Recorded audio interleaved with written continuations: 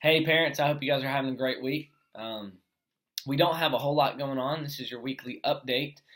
Sunday morning we have the forum. Middle school will be at 9 o'clock, and Nate McGeehee, our new associate student minister, will be teaching that hour. And then I'll be teaching the high school hour at 10:30.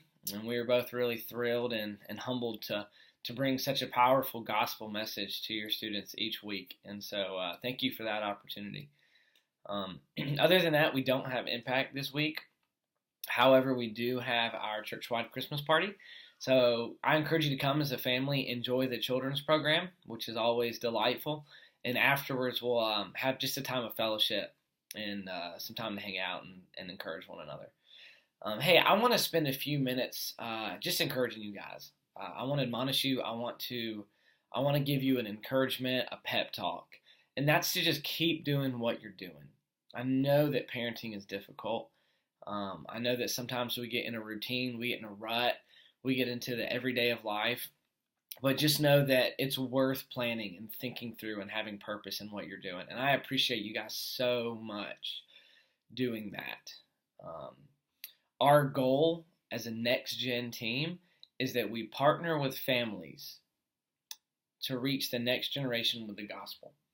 We partner with families to equip the next generation for Christ. That's our goal, and we can't do that without you. You are absolutely essential. You see them more than I see them, and you get to talk to them more than I get to talk to them. And so just keep doing what you're doing. Keep partnering with me to raise your kids. I believe the most important thing that we can do is impact the next generation to create spiritually mature young men and women that will make a difference for Jesus Christ. Because that impact will last long after we are gone. Ephesians 6:14, it just commands us to bring them up in the discipline and the instruction of the Lord. And so let's help each other be faithful to do that. Let's help each other to not get stuck in the routine, to not grow weary of doing this, but to continuously pour into our students. Our goal for our middle schoolers is that they would hope in the gospel.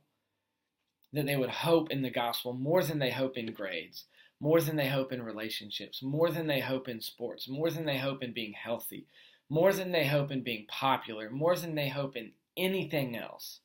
Our prayer is that they hope in the gospel of Jesus Christ. Because we know that's the only thing that will not disappoint them. The only thing that will not let them down. We're not always going to make the grades.